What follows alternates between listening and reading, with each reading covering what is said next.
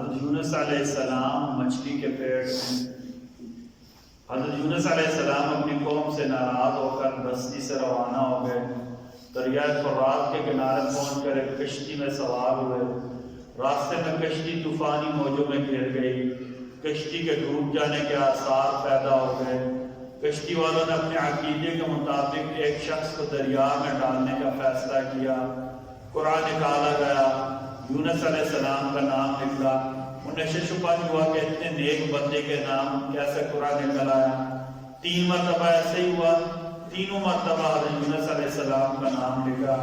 ان کو سمندر میں ڈال دیا گیا۔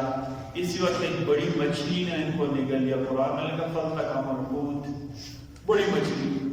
اللہ لا الہ الا هو الحی القیوم۔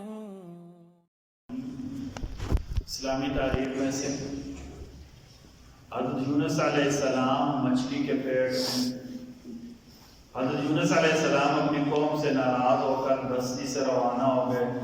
دریائے فرات کے کنارے پہنچ کر ایک کشتی میں سوار ہوئے۔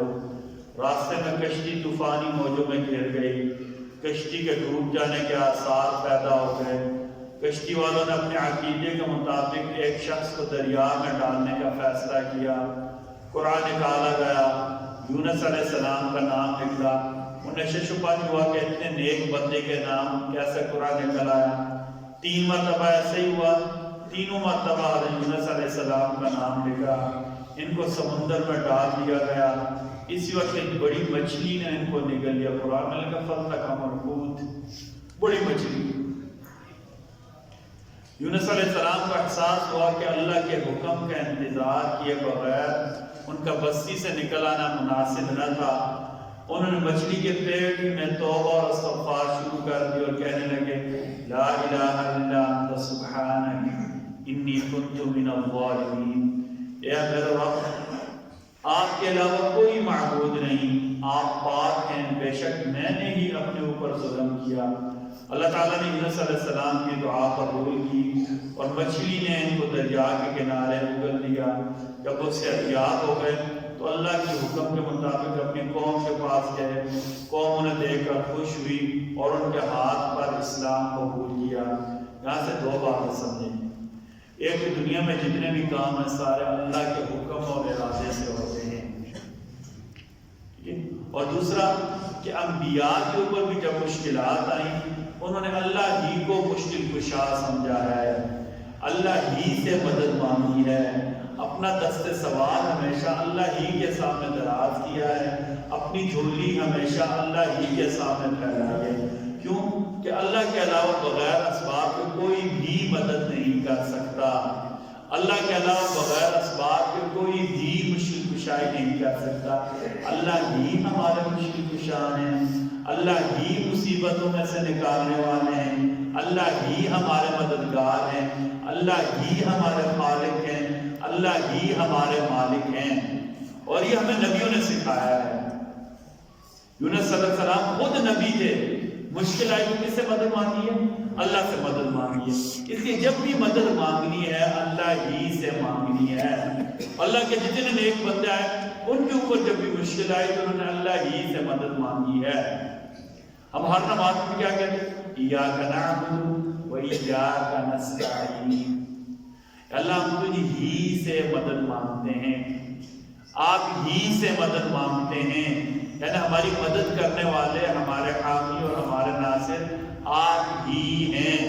ہر نماز ہم اللہ سے یہی قول کرتے ہیں، اللہ کے سامنے یہی اقرار کریں گے کہ اللہ جب بھی ہم نے مدد مانگنی ہے تو آپ ہی سے مانگنی ہے، اللہ ہم آپ ہی سے مدد مانگنے والے ہیں۔ یہی انبیاء کا راستہ ہے، یہی صراط مستقیم اور یہی سیدھا طریقہ ہے۔ ایک فرد کے بارے میں بیوی کو اس کا مہر ادا کرنا، سورہ نساء آیت نمبر 4 اللہ تعالیٰ فرماتے ہیں تم بیویوں کو ان کا مہر خوش دلی سے دیا کرو، البتہ اگر وہ مہر میں سے کچھ چھوڑ دے تو اسے لذیذ اور خوشگوار سمجھ کر کھاؤ۔ مہر ادا کرنا یہ لازم اور فرض ہے۔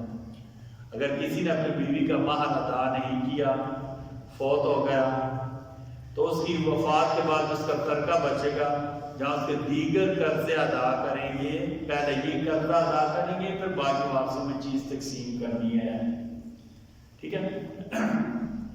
اچھا یہ وہ مہر ہے جس کے بارے میں لکھتے ہیں بعد میں دیا جائے گا، جو آن دا اسپاٹ ہوگا کہ اس کے بارے میں نہیں ہے، ٹھیک ہے۔ یہ جو آن ڈیمانڈ ہوتا ہے مؤجل عند الطلب یا غیر معجل جسے ہم کہتے ہیں۔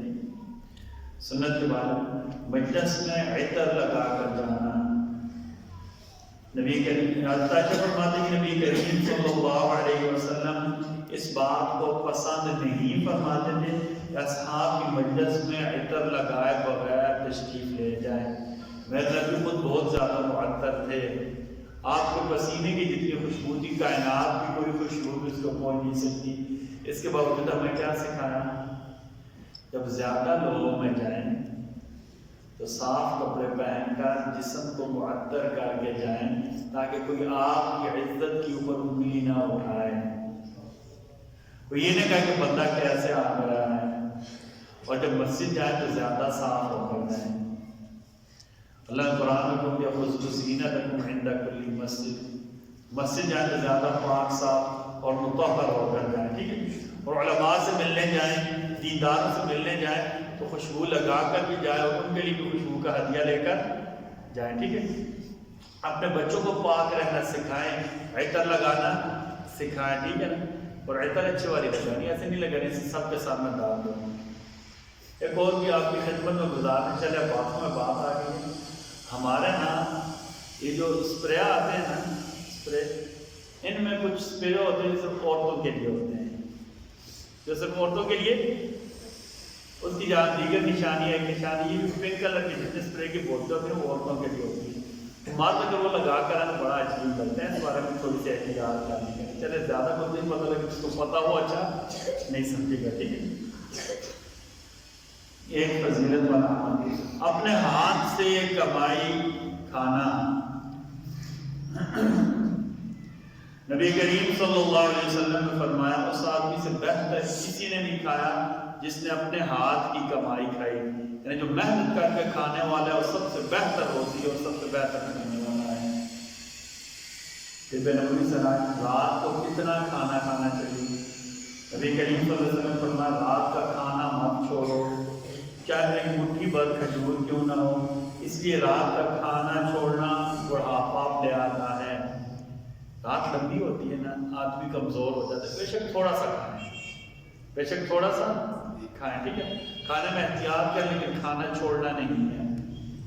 قرآن کریم کی نصیحت سورہ اعراف آیت نمبر 204، اللہ تعالیٰ فرماتے ہیں جب قرآن پڑھا جائے اس کو پوری توجہ اور غور سے سنا کرو اور خاموش رہا کرو تاکہ تمہارے اوپر رحم کیا جائے۔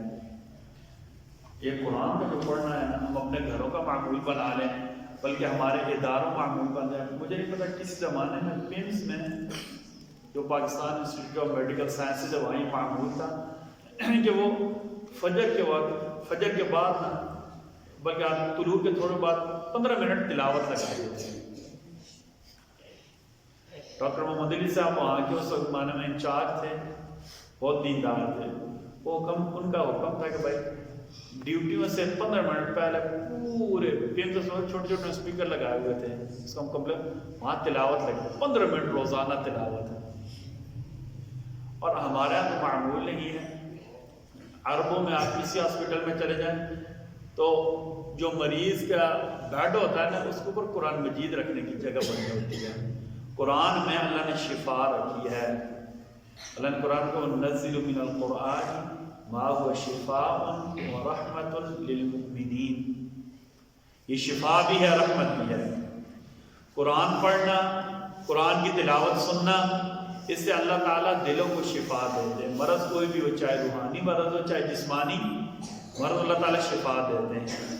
ہمارے یہاں ہماری حکومت نے کہا ہوا ہے آپ رات پوری گولے چھوڑیں، رات پوری فائرنگ کریں، رات پوری آپ کیا کہتے ہیں شیرخوانی کرائیں، رات پوری آپ قوالی کریں، رات پوری آپ سانگ کرائیں، رات پوری آپ مجرا کرائیں، آپ کو اجازت ہے۔ لیکن مولوی صاحب غلطی سے نماز اسپیکر میں پڑھا دیں، ہمیں بھی اعتراض ہو جاتا ہے، وہ جی محلے میں بیمار ہیں، محلے کے جتنے بیمار ہیں نا وہ مجرے میں جا کر پورا دن بیٹھا رہیں گے، انہیں کچھ بھی نہیں ہوگا۔